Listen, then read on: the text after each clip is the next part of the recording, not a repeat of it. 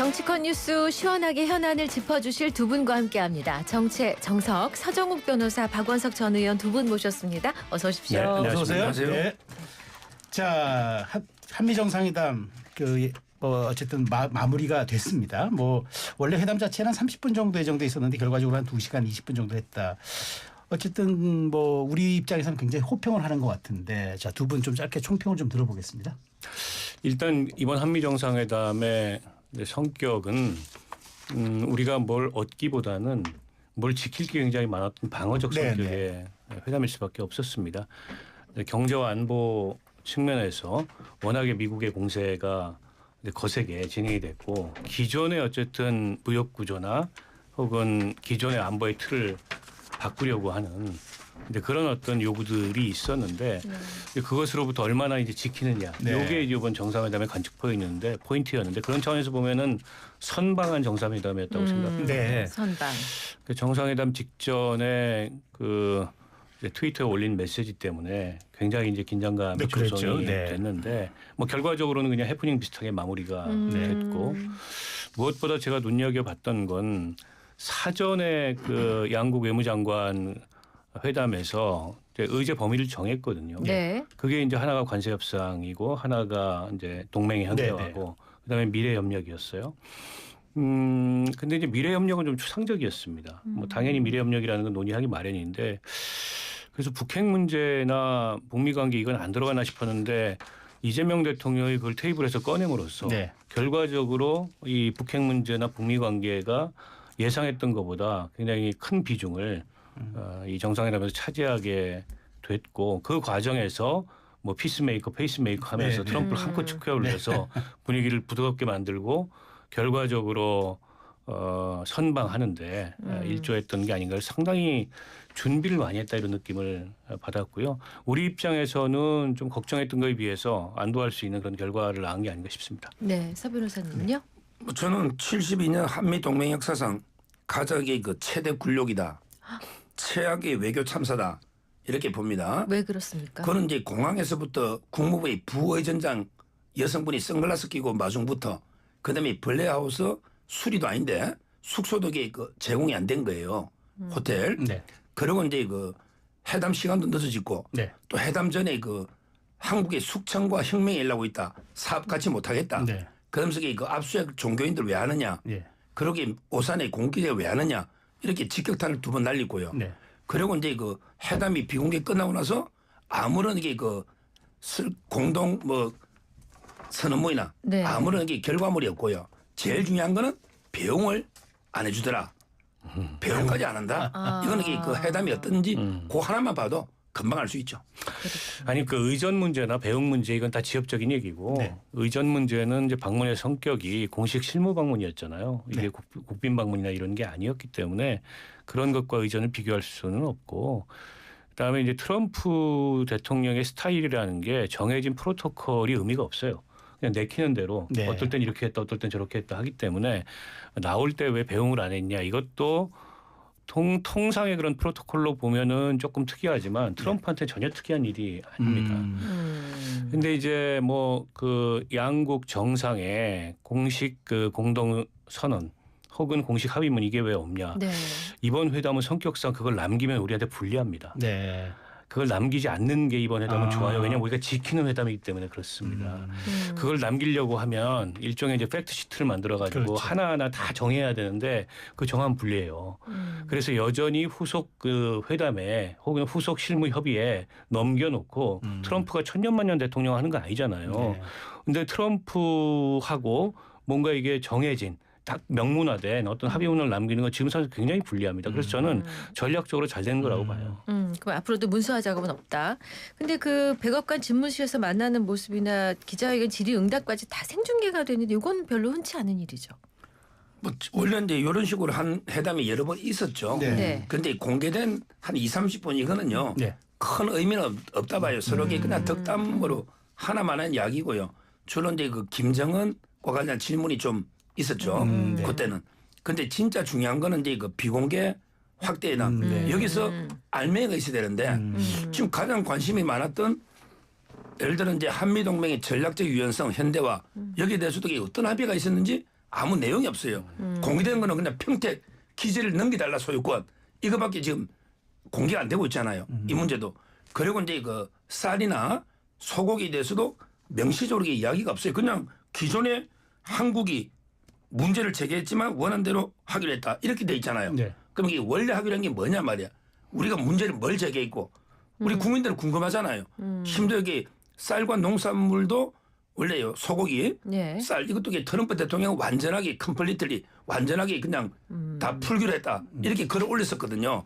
따라서 이게 저는 새로운 합의도 없이 지금 상당히 의욕투성이다. 공개된 게 없다 봐요. 네. 자 이제 그 얘기를 하다 보니까 좀 전에 말씀. 네. 아니 서 변호사는 그냥 의심을 하고 싶은 것 같아요.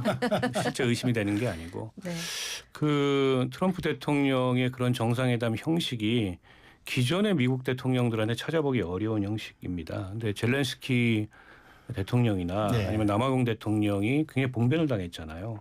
그래서 뭐 오버오피스 엠부시다 네. 뭐 이런 그 별칭까지 나오는데 그런 걸 우리도 걱정했습니다. 근데 그런 걱정했던 모습은 전혀 일어나지 않았고 그 사전에 언론들한테 공개되는 모두 발언과 질의응답이 의미가 없는 게 아니고 트럼프는 거기서 자기 할 얘기를 다 했습니다.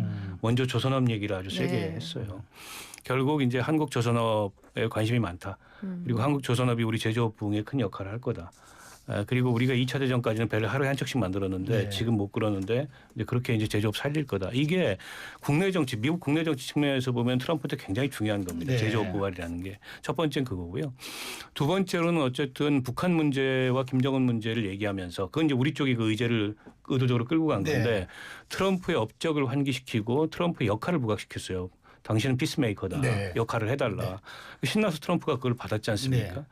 그러니까 이제 그 미국이 이 문제 우크라이나 그 종전 협상 끝나고 나면 나설 가능성이 높아요. 그건 우리한테 결코 나쁜 게 아니라고 생각하고 그리고 어쨌든 뭐 위안부 합의 한일 관계 이것도 트럼프는 은근하게 찔렀어요 우리를. 네. 일본은 잘 지내고 싶어 하는데 한국 쪽에서는 여전히 좀 생각이 다른 것 같다. 근데 그것도 이재명 대통령이 아니 그래서 오기 전에 만나서 정리를 하고 왔다라고 해서 부드럽게 넘어갔고 그리고 뭐 이제 주한미군 그 기지 네. 그거는 좀 황당한 얘기긴 한데 소유권을 달라는 거는 네. 근데 그 소유권 얘기를 하면서 사실관계가 너무 다른 얘기를 많이 했어요. 일단 주한미군 숫자가 28,000명 정도 있는데 4만 명이라고 계속 우기고 네. 그다음에 그 기지 조성 비용도 우리가 98%를 냈거든요. 근데 자기들이 다 됐다고 주장하고 근데 왜 그랬을까요? 그거 아니 원래 트럼프라는 사람이 그래요. 원래 그냥 자기가 생각하고 싶은 대로 생각하고 근데 이재명 대통령이 잘한 게 그걸 네. 정정해 주려고 그러면 시비가 됩니다. 무시한 거예요. 네. 어차피 그 사실이 바뀌진 않잖아요. 네, 네. 그런데다가 뭐 임대차 계획이 있다는데 우리는 무상으로 공유합니다. 네. 땅을 임대차 관계에 있는 건 독일이나 일본이에요. 근데 그 땅을 달라는 거는 그거는 진짜 그러면 식민지 논란이 나오죠. 네. 그래서 정상 간에 주권국가 정상상에 있을 수 없는 얘기를 하는데 네. 트럼프니까는 저런 얘기도 할 수 있다. 아니 파나마 운하도 달라 그러고 그린랜드도 사겠다 네. 그러고 캐나다도 자기네 51번째 주라 그러고 아무 말이나 막 하잖아요. 네. 뭐 그런 것을 연장선으로 봅니다. 네. 네. 자, 이제 트럼프 대통령 모두 발언에서 이제 그 한미 조선 분야 협력의 의미를 부여하면서 인사말을 건넸고 이 대통령은 미국의 조선업과 제조업 부활에 한국이 함께하기를 바란다 화답했는데 결국 마스가 그러니까 지난번에 했던 그러니까 쉽빌딩이 들어간 이른바 마가에다가 마스가 그게 전략이 주요했고 또 이번에도 결국 그게 카드가 됐다고 보여지는데 어떻게 보세요? 그렇죠. 뭐 조선하고 이제 그 원전 아마 두 가지가 이제 우리 그 협상 카드인데요. 근데 문제는요. 지금 민노총의 그 금속 노조가 네. 네. 경고를 하고 나섰습니다. 왜 그러냐면 이게 그 미국의 조선을 투자하면요. 우리나라의 조선 근로자들한테 영향을 주거든요. 네. 노란봉투법 보면 근로조건에 영향을 주는 경영상의 결정도 파업 사유가 됩니다. 그렇죠. 자, 이번에 그러면 이게 통과된 법에 따르면 그럼 이게 네. 하나오션이 필리 조선소 인수하고 네. 또 이게 뭐 거기에 조선소 짓고 투자하면요. 우리나라 조선소 근로자들한테 영향을 주죠. 네. 그래서 이게 금속노조가 경고를 하고 나섰고요. 지금 현대차도 오늘 이제 파업 예고했잖아요. 그런데 어제 현대차가 50억 달러 추가 투자하겠다. 미국에다 4년간 260억 달러 투자합니다. 네. 그러면 이게 모든 기술이나 공장은 앞으로 이게 미국이 져요. 네. 그러면 우리나라 7만여 명의 현도차 노조원들이 영향을 장기적으로 받거든요. 네. 따라서 우리나라 노조가 이렇게 미국의 조선이나 자동차를 다 투자했을 때 과연 일자리라든지 네. 이런 이제 근로 조건에 영향을 주면 네. 앞으로 이게 그냥 있을지 파업을 할지 그러면 이게 우리나라 기업들은 완전히 진퇴양난이에요. 투자를 하고 미국이 투자를 하는데 노조는 반대를 해. 그러면 이게 파업하면 관역이 어떻게 진행될지 저는 걱정이 됩니다. 노조가 반대하는 거를 기업이 한다고 그게 경영상의 영향, 이 근로조건에 영향을 주는 경영상의 판단이라고 볼 수는 없어요. 그러니까 근로조건에 영향을 주는 경영상의 판단은 지금 우리가 국내에 있던 생산시설을 갑자기 철거해가지고 해외로 내보낸다든지 아니면 정리해고를 한다든지 이런 게 이제 근로조건에 영향을 주는 네. 경영상의 판단이지 그게 아니고 기업이 기업 경영 차원에서 전략적으로 해외 투자를 한다는 게 그게 어떻게 파업 요건이 되겠어요. 그래서 노란봉투법에 대한 과도한 공포 마케팅을 또 이 틈을 이용해서 서정욱 변호사가 시도하는데 전혀 팩트가 아니다라는 말씀을 드리고요. 네, 네. 근데 이제 미국이 조선업에 저렇게 관심을 갖는 네. 게 산업적인 경제적인 이유도 있지만 군사적인 이유도 굉장히 큽니다. 결국에 지금 해군 전력에 있어서 중국에 뒤지고 있다. 장기적으로 뒤진다. 근데 이런 어떤 문제의식이 있잖아요. 네. 그럼 결국 이제 선박건조 기술과 또 선박건조 인프라를 미국이 이제 되살려야 되는데 미국 조선업은 완전히 망했어요. 그래서 그건 한국밖에 없는 거예요, 파트너가. 그리고 세계 최고의 이제 기술을 한국과 중국이 갖고 있는데 중국은 경쟁국이잖아요. 네. 중국하고는 할 수 없는 거고 결국에는 한국하고 손잡을 수밖에 없는 거고 그래서 3,500억 불 대미 투자에 1,500억 불이 이제 조선업에 투자하는 걸로 조선업 부활이 그게 마스크 아닙니까? 그걸 이제 웰컴하는 거고 그걸 이제 적극적으로 자기 치적으로 트럼프는 이 정상회담을 계기로 부각시키기 위해서 모두 발언의 첫머리에 그 얘기를 저는 꺼냈다고 봅니다. 자, 근데 이제 그 조선이라는 게 이제 결국 지금 말씀하신 것처럼 미국의 방위 문제하고 직결되니까. 근데 이번에 보니까 트럼프 대통령이 방산에 관심이 많다는 생각이 드는 게 그 생각 B2 그 전략 폭격기 콕 집어서 얘기하더라고요. 이게 B2 전략 폭격기가 36시간을 비행하는 아주 미국의 핵심 전략 자산인데 우리 보고 좀 사라. 이런 얘기 하는데 이거 콕 집어서 왜 B2를 얘기했을까? B2가 근데 이번에 그 이란 중동의 이란 폭격한 요 비행기입니다. 그러니까 이제 그 이란이 뭐 거의 무조건 항복하다시피 끝났잖아요. 네. 성능을 보여준 거고요. 트럼프는 이제 그 세일즈맨이에요. 이런 게 잘한 거예요. 트럼프는 보십시오. 투자를 이게 그냥 관세를 15% 걷어요. 네. 또 이게 미국에 3,500 투자를 받아요. 네. 그리고 이게 미국 무기도 팔아요. 네. 그런데 이재명 대통령이 뭐 했죠? 뭐 우리나라가 미국에 파는 게 있습니까? 투자받은 게 있습니까? 미국의 관세는 0%입니다. 전부 다 퍼줬지 트럼프 요구에 하나라도 이게 얻은 게 뭐냐고. 그래서 이게 최악의 굴욕적 협상이다. 이렇게 보이고요. 네. 지금 군사 무기만 사주는 게 아니고 네. 또 이게 그 대한항공이요. 네. 보잉 비행기도 거의 한 100여 대 70조 가까이 또 사주기로 했습니다. 이런 식으로 우리는 계속 미국에 일방적으로 끌려다니는 이런 이제 지금 굴욕적인 협상이 나오고 있는 거예요. 놀라운데요. 보통 보수 정권이나 보수 진영의 인사들의 국익일 때 그 국가는 일본이나 미국이잖아요. 네.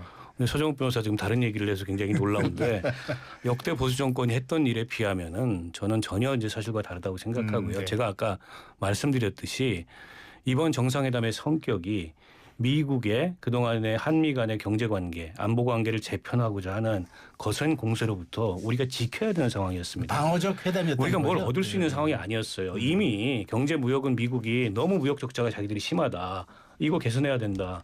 그걸 이제 전 세계를 상대로 관세 문제를 가지고 공세를 취하고 있는 거잖아요. 네. 15%면 선방한 거예요. 물론 우리 입장에서는 뭐 한미 FTA가 있었기 때문에 무관세 협정이 그거를 그냥 막 무시하고 트럼프가 저렇게 하는 거에 대해서 뭐 문제의식은 있지만 어떻게 하겠습니까? 힘으로 저렇게 밀고 하는데 방법이 없잖아요. 아니 뭐 보복을 당할 텐데. 네. 저는 선방했다고 보고요. B2 폭격기는 파는 전략 자산이 아닙니다. 그 트럼프가 아무 말이나 막 하는 거예요. 아, 그러니까 이거 팔려고 한 게 아니었어요, 그럼? 아니 그걸 어떻게 팔아요? 그거 못 팔아요. 그거 어느 나라에도 팔지 않습니다. 그냥 전략자산 재배치해가지고 뭐 오키나와에도 갖다 놓고 필요하면은 뭐 한반도에 전개해가지고 훈련도 하고 이런 거지 파는 물건이 아니에요. 근데 이제 트럼프는 머릿속에 비즈니스와 영업만 가득하기 때문에 아무 얘기나 막 하는 겁니다. 아하. 자, 하나만 더 짚고 이제 그 북한 얘기로 가보겠습니다. 그 대통령실 강유정 대변인 브리핑 보면은 한미 정상회담에서 농축산물 추가 개방 거론은 안 됐는데 혹시 언제든 우리 이런 문제가 그 무역 협상 과정에서 불거질 가능성이 있다고 보시는지요? 그렇습니다. 아까 트럼프 대통령이 그 완전하게 농축산물 개방 이야기를 했고요. 따라서 이 부분이 좀 불명확하다 서로. 저는 이렇게 앞으로도 이게 논쟁의 여지가 있을 거예요. 네. 근데 문제는요. 개인적으로 저는 소는 이게 그 막을 이유가 없어요. 30개월 된 소나 29개월 된 소나 이게 뭐가 다르겠습니까? 이거는 이명박 대통령의 광우병 파동을 가짜뉴스로 그 이런 게 우리 좌파 진보 진영의 트라우마가 있는 거예요. 솔직히 어차피 이게 수입해도 먹는 게 한도가 있는 거예요. 어차피 조국처럼 돈 있는 분은 한우 먹습니다. 어차피 제 말하기에 거기서 아니 한우 먹었잖아요. 이번 된장찌개 올릴 때. 그러니까 네. 제 말하기에 수입소를 30개월 제한한 나라가 전 세계 4개 나라가 있는데 네. 러시아나 빼고 나면요 거의 우리나라밖에 없어요. 이거 좀 풀어도 무조건 외국 소고기만 먹는 건 아니잖아요. 어차피 이게 수요 공급이 있단 말이에요. 네. 이거 지키려고 다 퍼주는 거예요. 뭐 저는 쌀은 또 이게 몰라요. 뭐 양국 관리면 쌀은 지켜야 되지만 소고기는 30개월을 이게 굳이 그 과학 기준도 없고 이걸 지키는 전 세계 나라가 없다니까요. 이런 거는 이게 오히려 양보해서 다른 데서 우리가 이익을 얻자. 얻어봐야 예. 되는데 이런 거 지키려고 다 퍼준 거예요. 지금 아까 우리 박원석 의원님 뭐 잘된 선방이라는데 네. 관세만 해도요. 원래 이게 유럽이나 일본은 2.5% 관세가 있었다니까. 그럼 이게 우리가 12.5로 갔어야 돼요. 그런데 우리는 2.5를 손해 본다면 크거든요. 15%로. 그다음에 또 반도체도 300% 가요. 그다음에 철강도 파생 제품들이 철강이 407종.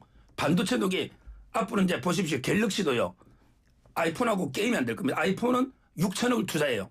그러면 이게 무관세예요. 다른 데서 만들어도. 그런데 삼성의 갤럭시는 저는 부가대 가성이 많다.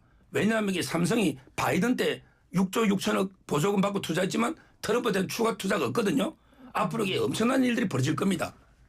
알겠습니다. 자, 이제 남북 문제 말씀하셨으니까 네. 이제 북한 이제 김정은 위원장과 남북 문제에 대한 얘기들이 나왔는데 트럼프 대통령이 상당히 북한 문제에 좀 공을 들이고 있다는 느낌이 살짝 들게끔 뉘앙스가 그랬어요. 특히 이제 자신의 친분을 이제 과시하고 이런 모습을 보였는데 앞으로 그러면 이 부분이 좀 긍정적으로 그 미북 정상회담에 좀 영향을 끼칠까요?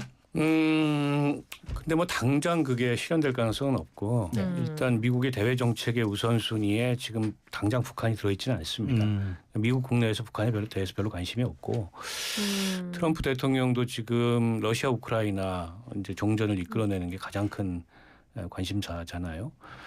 그런데 이제 어제 정상회담에서 이재명 대통령이 던진 그 피스메이커라는 화두를 딱 물고 네. 그걸 굉장히 이제 자기 업적을 환기하면서 네. 반응을 하는 걸로 봤을 때 머지않아 이제 북한과의 어떤 소통이나 이런 걸 시도하려고 할 것 같다라는 느낌이 들었고요. 그러니까 지금 대외적으로 공공연히 알려진 바는 노벨 평화상 받고 싶어 한다는 거 아닙니까? 그리고 많은 나라의 정상들이 또 그걸 부추겼어요. 노벨 평화상 추천을 한다 그러면 그러니까요. 심지어 네. 힐러리 클린턴까지 러시아 우크라이나 협상에서 토지 반환 없는 영토 반환 없는 협상이 이루어지면 종전 협상이 이루어지면 내가 당신 추천하겠다. 내가 힐러리하고 관계 개선을 해야 되겠다. 뭐 이런 얘기들이 지금 오가고 있어요. 그러니까 그 뇌관을 건드린 거죠. 이재명 대통령이. 피스메이커라는 단어로. 아니 근데 노벨 평화상 얘기는 안 했습니다. 그건 너무 이제 없어 보이니까 그 얘기는 안 했고. 그러나 이제 예를 들어서 네. 당장의 비핵화는 아니더라도 이제 핵전력 감축 혹은 군축 더 나아가서 비핵화까지 열어놓는 그런 협상의 단계를 만들어낸다면 노벨상이 한 발 더 가까워지는 거잖아요. 그래서 트럼프로서는 상당히 관심이 있을 것 같고 네. 제가 아까 말씀드렸듯이 원래 테이블에 없었는데 혹은 네. 저 사이드에 있던 거를 테이블 중앙으로 그걸 끌어다 놓은 건 피스메이커 페이스메이커였습니다. 네. 굉장히 전략적으로 그 워딩이 준비된 워딩 같죠. 예, 준비된 워딩이 이제 회담의 뭐랄까 지형을 저는 많이 바꿨다 이렇게 생각을 하고요. 에이펙에 트럼프 초청했고 뭐 김정은 국무위원장하고 거기서 회담하자 뭐 이런 얘기를 했는데 그게 이제 당장 실현될 가능성은 없어요. 트럼프가 올지 안 올지도 모릅니다. 이 사람은 다자회담에 별로 관심이 없어요. 자기가 돋보이고 자기가 제압하고 자기가 지배하는 이런 양자회담 이런 걸 좋아하지 뭐 나래비로 20명 서가지고 이런 거 별로 안 좋아합니다. 그래서 자기가 돋보이지 않으면 안 올 거예요. 다만 경주에서 에이펙 그 전후로 해서 북한과의 모종의 접촉이나 모종의 시도 혹은 어떤 극적인 그런 어떤 뭐 이벤트 이런 가능성을 아예 배제하긴 어려워요. 그래서 그런 것까지 나갈 수 있다면 우리 입장에서는 나쁠 게 전혀 없죠. 그러니까 문재인 대통령 시절에 한반도 운전자론을 얘기했습니다. 그때는 문 전 대통령이 본인이 피스메이커임을 자임했던 건데 네. 근데 현실적인 그 이 지형이나 역학으로 보면 우리가 피스메이커 되기 어렵잖아요. 네. 그러니까 저는 그 솔직한 인식을 좀 드러냈다고 봅니다. 이재명 대통령이 좀 나서 달라. 그럼 내가 그 뒷받침하겠다. 페이스메이커 하겠다. 네. 알겠습니다. 자, 한미 동맹과 관련해서도 이 대통령이 의미 있는 언급들을 했습니다. 아직 한미 동맹의 전성기가 오지 않았다. 야, 이러면서 한미 동맹이 상처내는 일은 벌어지지 않을 것 이렇게 확신합니다. 이런 표현을 썼거든요. 어떤 의미입니까? 지금 이제 이게 본질은 중국 대만과 관련해서 한미 동맹이 그 현대화 뭐냐면 지금은 이제 그 우리 한반도에서 북한 침략을 막는데 초점이 있잖아요. 이걸 이제 아시아 태평양 확대해서 집단 안보 개념으로 유럽의 나토처럼 네. 현대화시키는 건데 여기에 대해서 아무런 이게 보도가 없어요. 여기에 대해서는 이게 저는 의견 일치가 없었지 않냐 이렇게 분석을 하고 있고요. 그다음에 북한하고 관련해서 좀 전에 뭐 페이스메이커 했는데요. 네. 미국이나 북한은 그래 생각 안 합니다. 방해자로 생각합니다. 페이스메이커가 아니고 북한은요 통미 복남입니다. 네. 무조건 이게 남쪽은 따돌리고 미국하고 직거래를 좋아해요. 그럼 이게 미국은 어떠냐? 미국도 이게 북한하고 직거래를 좋아합니다. 왜? 미국은요 ICBM 없애고 핵 동결 씌우도 미국만 지키면 돼요. 우리나라 끼면 한반도에 완전한 비핵화로 가면 북한이 그 지킬 일이 없잖아요. 네. 따라서 저는 아마 이 뭐 피스메이커 이런 아부 발언에 트럼프 대통령이 좋아하지 않겠지만 그러나 그 다음에 페이스메이커 이거는 정말 현실하고 북한과 미국에 안 맞는 이런 이게 발언이다. 이렇게 이걸 명언이라고 칭찬하는 정청래 대표가 저는 참 이게 말도 안 되는 거 이게 보니까는 애국심이 없어요. 우리 서정욱 변호사가. 결국 이제 북한 미국이 네. 이 대한민국을 왕따시키는 건 당연한 거고 네. 그에 대해서 대한민국 정부가 적극적인 역할을 할 수 없다. 이런 굉장히 애국심이 없는 발언을 하는데 네. 그렇게 이제 얘기하면 안 된다고 생각하고 네. 그러니까 저는 그렇습니다. 그 요미우리 신문하고 이재명 대통령 인터뷰할 때 동결 감축 비핵화 3단계 얘기를 했어요. 근데 비핵화는 제가 보기에 현실적으로 어려워요. 왜냐하면 핵을 포기했다가 벌어진 일이 우크라이나 전쟁이에요. 그렇죠. 그걸 눈앞에 목격하고 있기 때문에 쉽지 않고 이제 트럼프와 미 국내 이를테면 대중강경파 군부라든지 국무부라든지 인식이 좀 달라요. 거기는 어쨌든 대중국 봉쇄 이게 이제 모든 대외 정책의 우선순위고 네. 이번 한미 정상회담에서도 동맹 현대화나 주한미국 전략적 유연성 이런 게 의제의 중심에 오길 바랬는데 트럼프 대통령은 쇼미더머니이기 때문에 중국에 별로 관심이 없어요. 네. 그리고 자기가 천년만년 대통령 할 것도 아니고 시진핑에 대해서 막 만나겠다고 같이 만나러 가자고 막 그러잖아요. 네. 그래서 좀 그 인식의 갭이 있고 그걸 우리는 최대한 활용하는 게 좋다. 그래서 이 북핵 문제를 이 뭐 지금보다 더 진전시키는데 트럼프를 적극적으로 내세워야 된다라고 생각하고 우리가 트럼프 남은 임기 동안에 트럼프한테 기대할 수 있는 유일한 일은 그거다라고 봅니다. 저 이거 하나 짚고 이제 또 국내 정치 가겠는데 그 지금 오늘 우리가 얘기했던 화두 중에 하나가 동맹 현대화인데 트럼프 대통령은 동맹 현대화의 주요 의제 가운데 하나인 주한미군 방위비 분담금 문제를 언급하면서 한국의 분담금을 높이려 했는데 못했다면서 근데 이제 주한미군 기재 부지의 소유권을 요청할 수 있다. 이건 사실 약간 우리 민족 감정을 자극할 수도 있는 발언인데 이 부분은 어떻게 봐야 될까요? 이거는 제가 전임 뭐 정권의 뭐 국방부의 장차관들 네. 안보실에 네. 몇 번 여쭤봤는데 현실 가능성은 없어요. 이렇게 우리 땅을 넘겨주는 경우는 없고요. 네. 아마 제가 보기에 뭐 협상용 내지 좀 떠보는 게 아닌가. 우리 이재명 대통령이 반응도 한번 떠보고 협상용으로 이렇게 무리하게 요구했다가 요거는 철회하고 대신에 현실적으로 방위비 좀 올려줘. 좀 돈 주둔 비용. 주둔 비용이 이제 본인은 거의 뭐 계속 4만 명이 아닌데 실제는 28,500인가 이렇잖아요. 그렇죠. 네. 근데 계속 4만 명 이야기를 해요. 이건 아마 이게 우리나라 공무원들도 거기 많이 근무하거든요. 전체를 나가는 거지. 그것까지 주한미군 군무원까지 포함해서 공무원 중에 그렇죠. 우리나라 공무원들 네. 제한사람도 많이 근무하는데 이런 건 이제 하여튼에 숫자를 부풀려서 돈을 좀 이게 주둔비를 원래는 이게 100억 달러 요구했잖아요. 뭐 그까지는 안 가더라도 이게 네. 대폭 인상은 불가피하지 않을까 이렇게 보입니다. 네.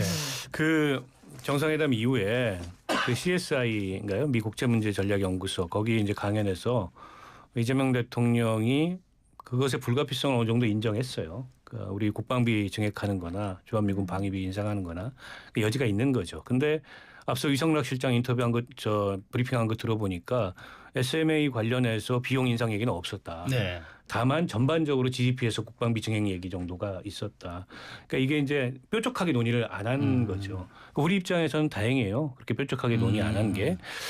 그리고 그 동맹 현대화, 그러니까 주한미군의 성격과 네. 어쨌든 배치의 유연성 이 문제도 그 우리 입장에서 그걸 명료하게 하면 할수록 불리합니다. 네. 그 얘기는 그냥 약간 그레이하게 남겨둬야 되고 이 핑계 저 핑계 되고 아니 우리 지금 방위가 중요하지 우리 대북 억지력이 중요하지 이러면서 핑계 대면서 시간 끌어야죠. 그거 어떻게 합니까? 그러면 뭐 중국하고 당장 굉장히 힘들어지는데. 네. 그래서 저는 잘 방어했다는 게 그런 맥락이에요. 그게 제가 제일 걱정했던 건 그겁니다. 그걸 테이블 중심에 딱 올려가지고 결정해 중국 편인지 우리 편인지. 그 자리에서 이걸 제일 우려했어요. 근데 그런 일은 안 일어났잖아요. 네. 그러면 해도 얼마나 다행입니까? 알겠습니다. 국내 정치 한번 보겠습니다. 국회가 이제 본회의에서